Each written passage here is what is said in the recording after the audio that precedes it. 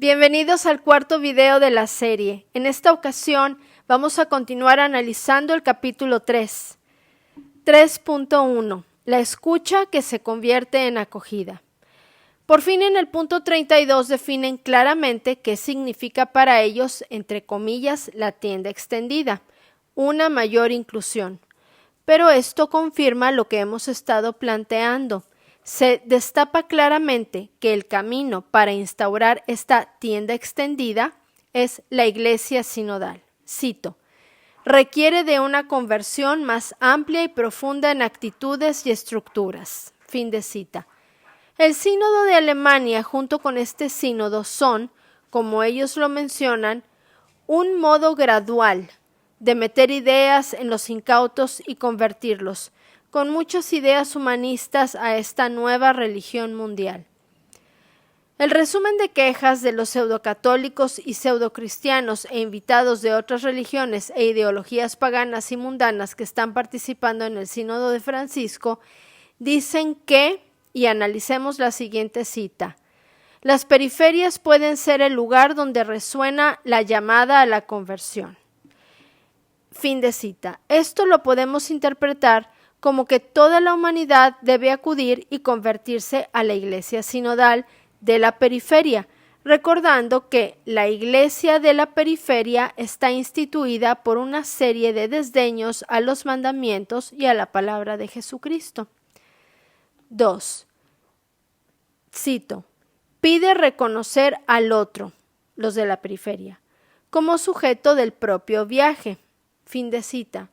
Nosotros los católicos de recta intención caminamos el camino de nuestro Señor Jesucristo y lo seguimos cargando con nuestra cruz y ayudando a los que están a nuestro alrededor a continuar en el camino, el cual no es fácil, pero no vamos a caminar desviándonos del camino con personas que decididamente, por un mal discernimiento personal o influidos por la mundanidad, han cambiado hacia la ruta de la periferia, alejándose diametralmente del camino que indicó Jesucristo. 3. La Iglesia sinodal quiere leer el camino sinodal como, y cito, reconocimiento para aquellos que no se sienten suficientemente reconocidos en la Iglesia. Fin de cita. En la Iglesia cuya cabeza es Cristo y quien la fundó, todos tenemos reconocimiento. Cristo murió por todos y ante Él todos debemos ser totalmente humildes y no querer sobresalir de los demás e inclusive ser más que Cristo mismo, reorganizando la Iglesia de Cristo. ¿Cómo podemos atrevernos, como malamente se pretende en este sínodo, a sugerir modificar algo de la palabra de Jesucristo y de la Iglesia, cuando Jesucristo lo hizo todo perfecto para nosotros? Por tanto, nosotros también debemos buscar ser perfectos y someternos a Él, a su voluntad, para agradarle.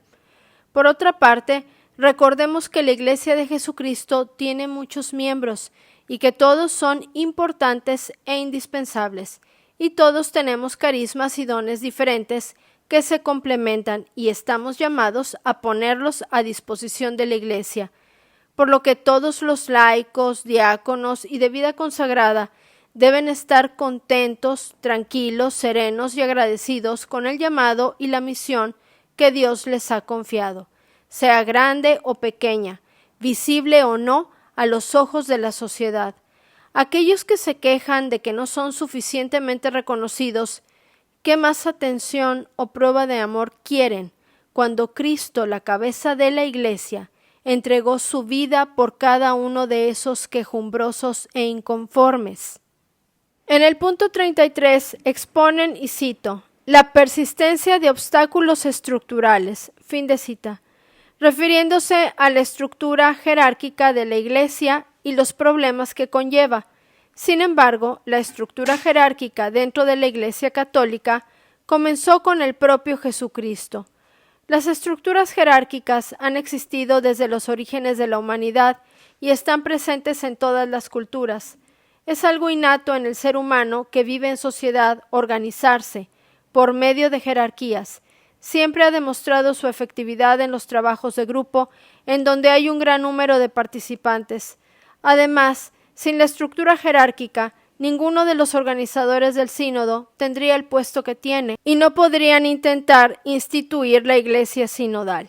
Las quejas de los participantes en el sínodo son que no son escuchados y que no nos dejamos ser transformados por la escucha que ellos proponen. Además, dicen que al no ser escuchados, se produce incomprensión, exclusión y marginación. Yo les diría a estas personas que nosotros no tenemos que escucharlos, más bien ellos tienen que escuchar la palabra de Jesucristo y dejarse transformar por ella. En el numeral 34 se toca el tema de la soledad y el aislamiento de los miembros del clero, de sus problemas afectivos y sexuales, de las mujeres y de los eventuales hijos de los sacerdotes, y de las injusticias y discriminaciones que puedan ser cometidas contra ellos. Francisco y sus obispos deben aceptar que cuando sus ministros fallan en el orden sexual, decirles que dejen su ministerio, máxime si van a ser papás, que antes de entrar al seminario se les insista en que el sacerdocio y la vida de consagrados es permanecer en soledad y ser célibe, dejar la vida del mundo, familia, comodidades, etc., por Cristo, y alejarse de la tentación de voltear hacia atrás. Francisco, obispos y sacerdotes y todos los consagrados precisamente deben de ofrecer y unir su soledad, su falta de aprecio y sus problemáticas personales y afectivas a Jesucristo en la cruz. Subtema: una opción por los jóvenes, las personas con discapacidad y la defensa de la vida. En el punto 35, los participantes en el sínodo expresan, y cito, la preocupación por la escasa presencia de la voz de los jóvenes en el proceso sinodal, así como por su cada vez mayor ausencia en la vida de la Iglesia. La Iglesia, buscando ser moderna, lo único que ha logrado es alejar a los fieles, porque se ha perdido la piedad y el fervor de muchos sacerdotes y consagrados y laicos, y poco a poco los padres de familia han perdido la perseverancia y no han sabido transmitir e inculcar a sus hijos el fervor y la piedad. En el punto 36 se habla de los discapacitados e incluyen una lista de personas que, según ellos, son discriminados. Con sínodo o sin sínodo, los discapacitados y todos los que de alguna forma se sienten discriminados deben vivir las enseñanzas de Jesucristo tal como son. La participación de estas personas es tan válida y bien recibida como la de cualquier otro católico. La Iglesia Católica, a través de sus muy variadas expresiones religiosas y carismas, en congregaciones y asociaciones, atienden con amor y respeto a una gran variedad de personas con discapacidad y diversas enfermedades crónicas y situaciones especiales. Esas personas son escuchadas y atendidas. Además, los católicos no podemos discriminar a nadie, porque debemos cumplir con las obras de caridad y misericordia. Por tanto, es contra la Iglesia Católica practicar la llamada, entre comillas, cultura del descarte. Todos los laicos, sacerdotes y padres de familia debemos catequizar para tratar y atender con amor y respeto a cualquier persona discapacitada, dentro y fuera de la familia. Punto 37. En este numeral se trata sobre la defensa de lo que ellos llaman, entre comillas, la vida frágil, utilizándolo como eufemismo para referirse a la finalización anticipada de la gestación. Pero la vida frágil es también la de las personas enfermas y la de los ancianos, que son guiados y engañados a la salida fácil de cortar su vida antes de que Dios lo disponga, y también de todos los embriones en laboratorios y centros de procreación asistida, que son vidas que son utilizadas para experimentos o caprichos, y cuando dejan de ser útiles se tiran a la basura, y de esto no se habla en todo el documento. Respecto al tema de la finalización anticipada de la gestación, le aconsejo a Francisco y a los sinodales que se catequice sobre los mandamientos, haciendo énfasis en el 6º y 9º mandamiento, que lo tengan presente y que lo vivan. Las relaciones sexuales solo se deben dar dentro del sacramento del matrimonio, entre hombre y mujer, que da un fundamento, estructura y seguridad a la familia, por lo que situaciones de mujeres que quieren finalizar anticipadamente la gestación se eliminarían. A la escucha de quien se siente abandonado y excluido. Del punto 38 al 40 hacen una lista de diferentes situaciones por las que algunas personas se sienten ignoradas. Todos los católicos, sea cual sea la situación en la que nos encontremos y por la que nos sintamos excluidos, debemos seguir asistiendo a misa, participar de acuerdo a nuestro carisma o llamado particular que Dios nos ha hecho. A la misa vamos al encuentro con Jesucristo. Tema 3.2. Hermanas y hermanos para la misión. En el punto 41 vemos cómo quienes dirigen el sínodo analizan la misión de la Iglesia desde la óptica sinodal, y ellos, al igual que Francisco, deben recordar que por el sacramento del bautismo todos nos constituimos en discípulos y misioneros, y así lo especificó el Papa Benedicto XVI el 13 de mayo de 2007 en la ciudad de Aparecida, Brasil. Hay dos tipos de misioneros, uno que se da en la vida diaria y es el que da buen ejemplo a su entorno al vivir las enseñanzas de Jesucristo, y el segundo misionero es el que deja todo y se aboca a predicar las enseñanzas de Jesucristo en tierras cercanas o lejanas. De ahí la importancia de que Francisco, con su pernicioso ecumenismo, no le deba dar cabida a aquellos que por una cuestión meramente de satisfacción personal o social quieren estar en el centro de la Iglesia, sin dejar sus conductas perniciosas, que procuran, por no dejar la periferia. En este documento se habla de que la Iglesia debe entrar en un proceso de conversión para responder a las personas que sufren por vivir en pecado y que desean quedarse en él. La Iglesia de Jesucristo no necesita conversión. Los de la periferia son los que deben convertirse, a quien los está esperando de brazos abiertos desde siempre. Punto 42. Cito: la síntesis dan voz al sueño de una Iglesia capaz de dejarse interpelar por los retos del mundo actual y de responder a ellos con transformaciones concretas. Fin de cita.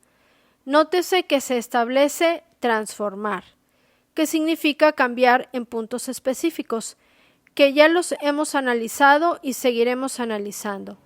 Cito del documento: el mundo necesita una Iglesia en salida, que rechace la división entre creyentes y no creyentes, que vuelva su mirada a la humanidad y le ofrezca, más que una doctrina o una estrategia, una experiencia de salvación, un desborde del don que responda al grito de la humanidad y de la naturaleza. Fin de cita. Primero, la Iglesia en salida que ellos proponen es una Iglesia que solo responde al mundo y por tanto no lleva a la salvación. Segundo, la división entre creyentes y no creyentes siempre va a existir. Es imposible que alguien que cree en Jesucristo se quiera adherir a alguien que no cree. Quien ha encontrado un tesoro y entiende su grandeza, el tesoro de las enseñanzas de Jesucristo, ya no lo puede dejar. La siguiente frase, cito: le ofrezca más que una doctrina o una estrategia. Fin de cita. Se siente que con su afán de ser ecuménicos desdeña y quiere borrar la doctrina de la Iglesia Católica, que fue enseñada e instituida por Jesucristo, ya que la consideran un obstáculo y quieren hacer pensar a los incautos que la doctrina no es suficiente y por tanto hay que superarla y reescribirla, porque desde su óptica no responde a las necesidades de la humanidad y las de la naturaleza. Tercero, habla de una experiencia de salvación, como la que creen los de la Iglesia Adventista.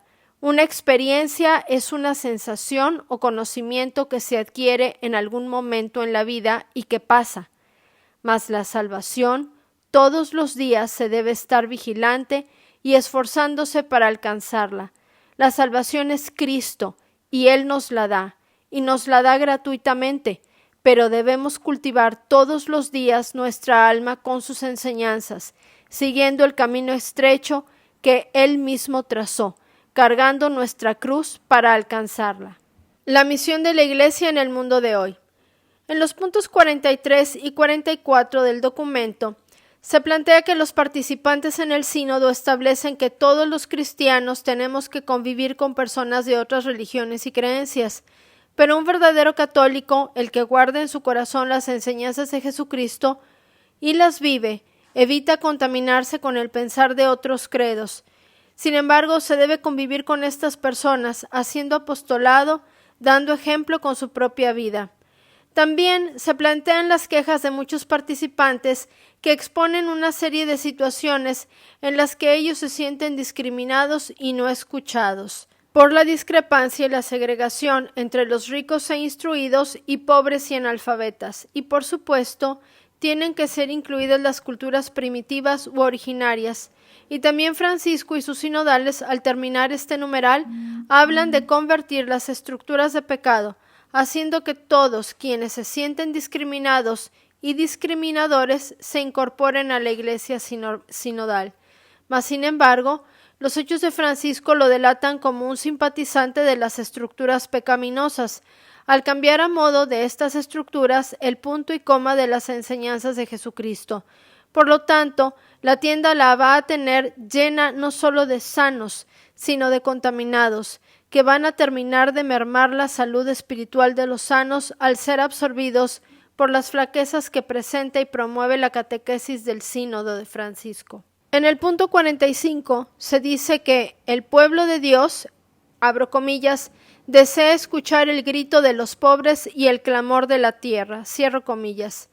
Cabe mencionar que Jesucristo no vino a salvar arbolitos ni ballenas. Jesucristo vino a salvar las almas de todos los hombres. Eso le corresponde en el ámbito material y temporal al ser humano y a sus estructuras políticas y gubernamentales, que deben ser vigilantes y ejecutar las enseñanzas de Jesucristo, administrando, organizando y coordinando para el mejor aprovechamiento de los bienes que Dios Creador ha puesto en las manos del hombre, y a la Iglesia Católica le dio las enseñanzas de su Hijo Jesucristo, para que las presentara y aplicara para bien de su pueblo, el que conocemos como pueblo de Dios, y por lo tanto de Jesucristo. Pero Francisco, siendo apático y tendencioso en su sínodo, solo viene a relajar y confundir la conducta, el aprovechamiento y la perseverancia de los habitantes del pueblo de Dios. En el punto 46, la síntesis expresa la importancia del papel de la Iglesia en el espacio público y abogan para que participen en una forma decidida en el debate público y el compromiso con la justicia. Mas olvidan los participantes del sínodo que la misión de la Iglesia fue dada por Jesucristo. Id y predicad el Evangelio a todas las naciones. Y por tanto no debe meterse en debates públicos y compromisos de la justicia. Recordemos lo que nos dice Jesucristo: dad al César lo que es del César y a Dios lo que es de Dios. Lo hemos visto a través de la historia y en la actualidad, que cuando la Iglesia se mete en problemas de índole social y de justicia social, termina siendo perseguida, por ejemplo, con arrestos domiciliarios o en la cárcel. Jesucristo nos puso el ejemplo. También menciona que el diálogo que se debe sostener no debe ser apologético, sino un diálogo de vida y solidaridad. La Iglesia no es política. Si sostiene un diálogo de vida y solidaridad, se convierte en una ONG o en un grupo político. El diálogo debe de ser apologético, es decir, defender y sostener frente a todos los ámbitos de la vida social, cultural y religiosa, donde se encuentra enclavada la Iglesia, las enseñanzas de Jesucristo. Los sinodales deben reconocer que si todos vivimos las enseñanzas de Jesucristo en el renglón de los mandamientos, las leyes humanas permanecerían al margen, pues no serían requeridas al haber una sana conducta de aprovechamiento en las relaciones humanas, cosa que con los resultados de su pernicioso sínodo solo habrá un incremento de las ofensas en las relaciones humanas, a las leyes naturales y por tanto a Dios. De los puntos del 47 al 49 hablan del ecumenismo. En resumen, cito: que lleve a personas de diversas confesiones e ideologías a discernir, planificar y trabajar juntas por causas comunes. Ellos promueven un ecumenismo equivocado. El verdadero ecumenismo consiste en reunir en un solo rebaño a las iglesias apartadas de la Iglesia Católica, y Francisco y los sinodales, con su banderita ecuménica, tratan de que el pernicioso sínodo sea la solución de un acercamiento entre diversas creencias. El ecumenismo sinodal solo busca un acercamiento con otros credos para crear su fraternidad universal y diluir las creencias católicas. Lo triste del caso es que las demás creencias se sienten seguras de sus contenidos y no requieren de mezclarse una con otra, porque ninguno de sus dirigentes quieren perder ante los ojos del mundo la seguridad de sus puestos y las creencias que ostentan. Nada más que el blandengue de Francisco ofrece las llaves de San Pedro al mejor postor, quedando él como un Judas cainesco.